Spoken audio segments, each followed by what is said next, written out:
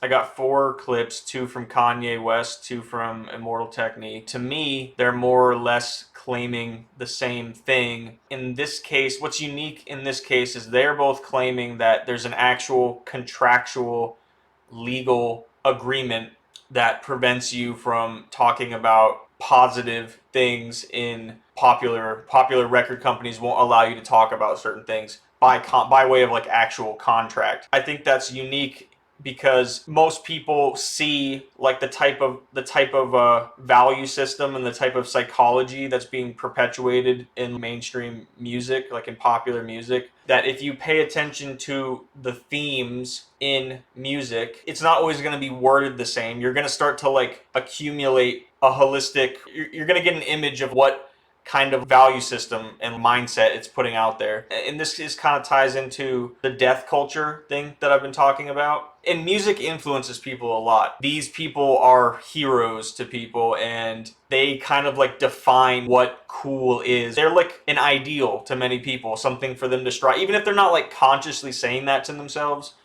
on some level, like that's what's being like registered in their brain. You can actually see, like it's actually tangible, the impact that music has on younger people. Like you can see it in the way that they talk and you can see it in their clothing. Those are the less elusive examples of what's truly being programmed, and that's like the mind and the heart.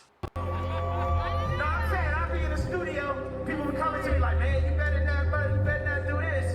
And then they'll play songs and songs like, I was with this girl, I did this girl, all that type of, basically saying like, look, if you follow God, you finna fall off. That Jesus came, number one, 3 weeks. That Jesus born. But not just that, finding that peace inside you. Not just the numbers. God using us to show off, to show God is better than the devil. The devil took all the producers, the musicians, the designers,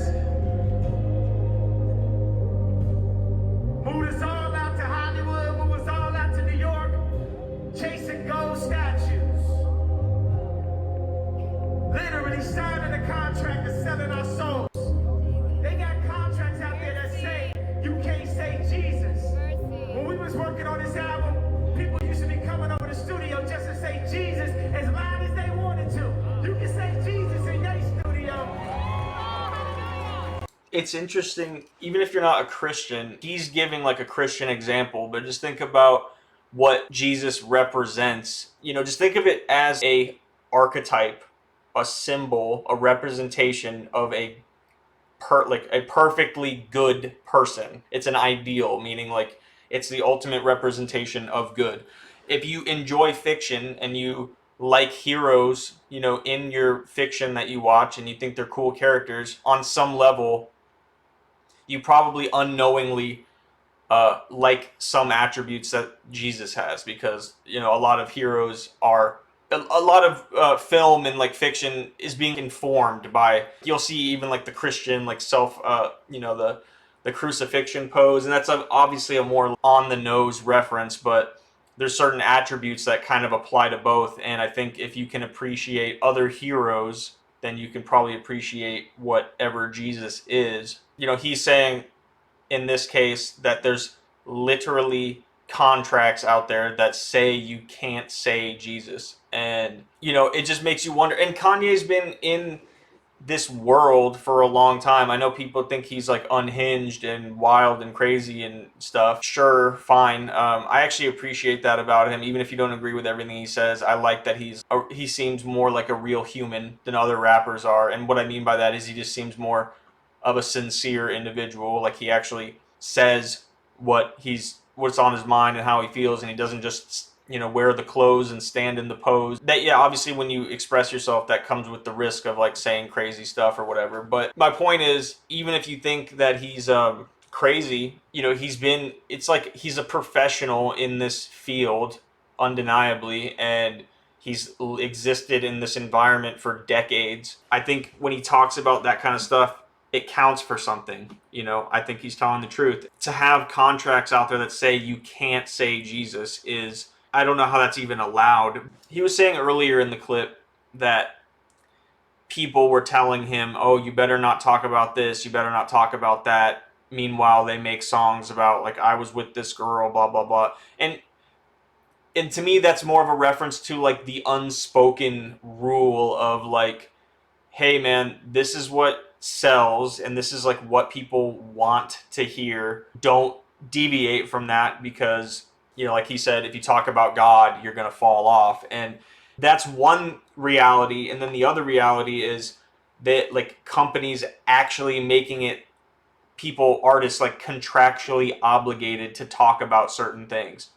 And if that's the case, it adds to the evidence pile for, like, sinister intentions, because I think it's not lost on, I have so many clips from so many rappers. I wish I could just put them all in this video, but it's a different video. I'm going to have to save it for different videos. But I think that adds to I don't think it's lost on the executives, let's say, that music has massive influence on people.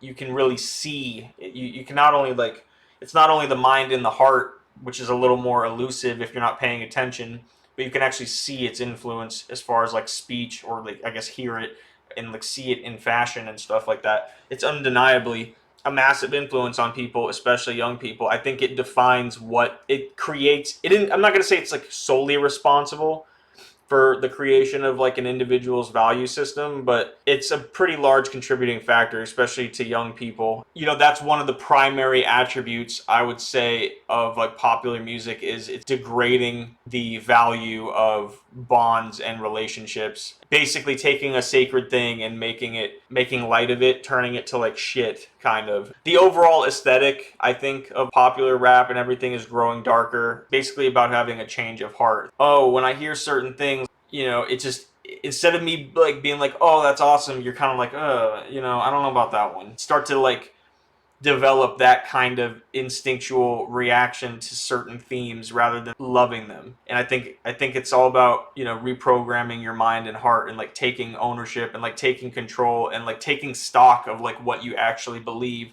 People think thoughts, and they think that thought is them, and it's like they don't even question, like, where that thought came from. Is it true? Is it good for me or useful for me to believe that? Is it helpful? Is it good for other people for me to believe that? It's just, and they take it as, like, an attack on their identity, but they don't even, just because you had a thought doesn't mean it's true or good or shouldn't be questioned. You know what I mean? You have to, like, almost think about your thoughts. I know that's kind of weird, but you raised the point about how people sell their souls, and how in hip-hop and rap and rock and roll, why is it all such a destructive anti-family, anti-body, anti-God, anti-liberty message? Why did MTV for 3 years push Marilyn Manson when nobody wanted to hear it? It was because it was a message the system wanted heard, to control the message, because if you are awake and focused and centered, you'll see the tyranny and resist against it. But let me tell you the story I was told by a former executive inside MTV, and a huge rock and roll star. I'll just say that. It's not Dave Mustaine. It's not some of the other guys that have been on. So I'll just leave it. I mean, it's huge. A household name. They were there in the mid-90s when the decision was made that this hip-hop and rap's getting really popular. Rap was called hip-hop then. And we want it to be gangster and destructive.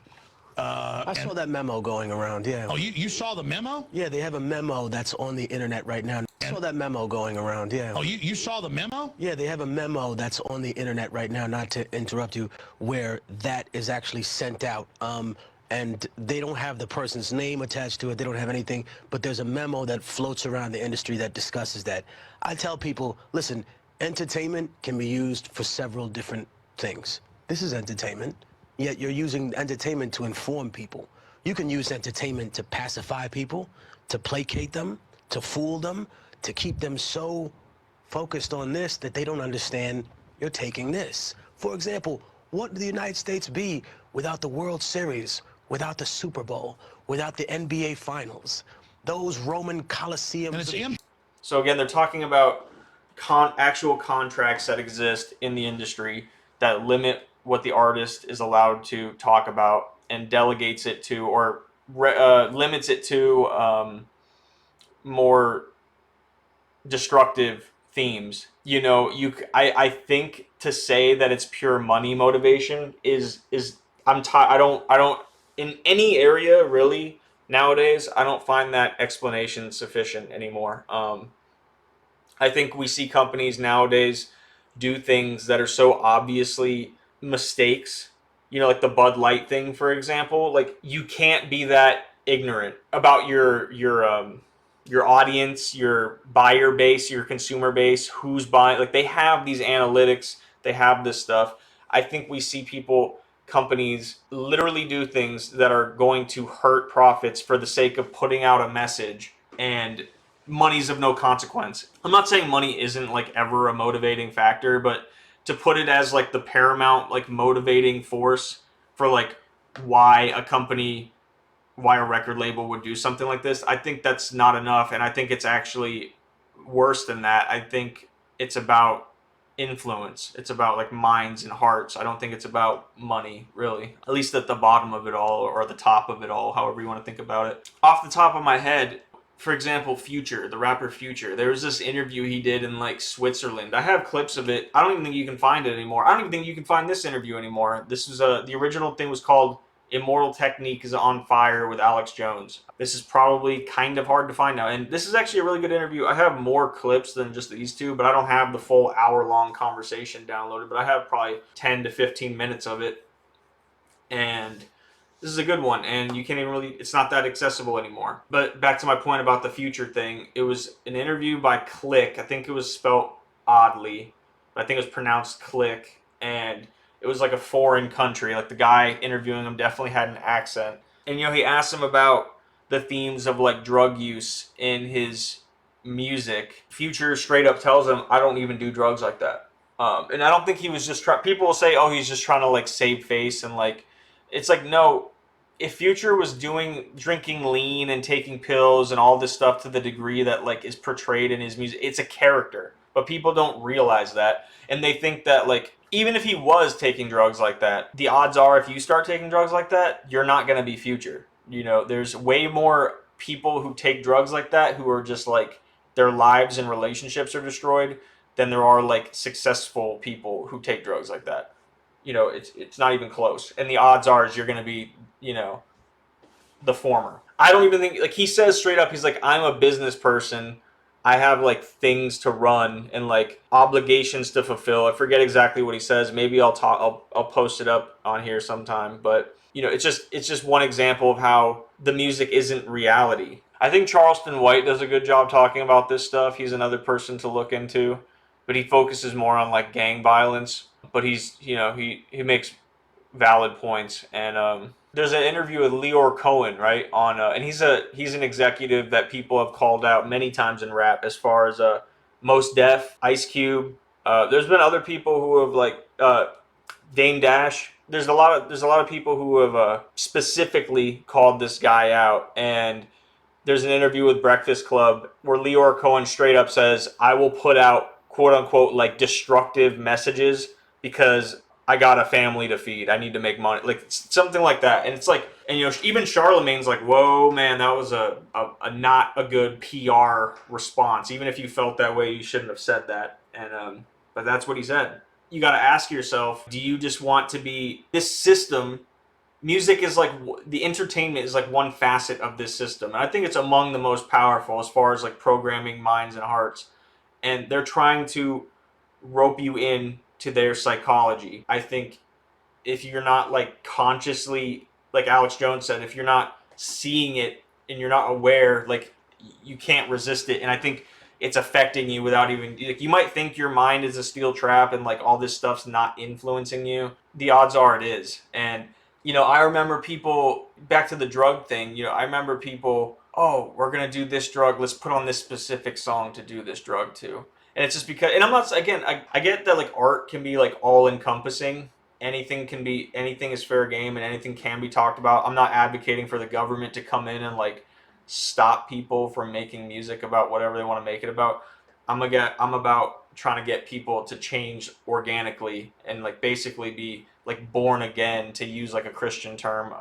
And I think you're missing out if you've never, I think where that starts is like changing the information that comes in. And I think your emotions will follow. And if you've never like done that, I recommend you try it at least like once in your life, and you'll see what I'm talking about. How the more you know, like the more you learn about things, the more you see, and like the more you see it for what it is, you act differently. You know, it's not even like, oh, a reluctant, like, oh, I have to give this stuff up. Oh man, it's not even like you'll want to. That's the point. Like you'll actually want to. I think you just have to start by like changing rejecting what's like laid out for you, and just not willy nilly taking everything in with no skepticism, no hesitation. Just, oh, this is the hot new artist that everyone's listening to. Oh, let me just, yep, like, or like, here's the new technology that's come out. Oh, yep, let me sign up. Like, just that, like, you just never say no to anything. And I think that leaves you in a vulnerable position. Anyways, I hope some of this made sense. I really wanted to highlight the possibility of there being an actual contract in existence that is stopping people from saying what they want to say, primarily like good things. Just something to think about. Anyways, thank you guys for watching. Let me know what you think.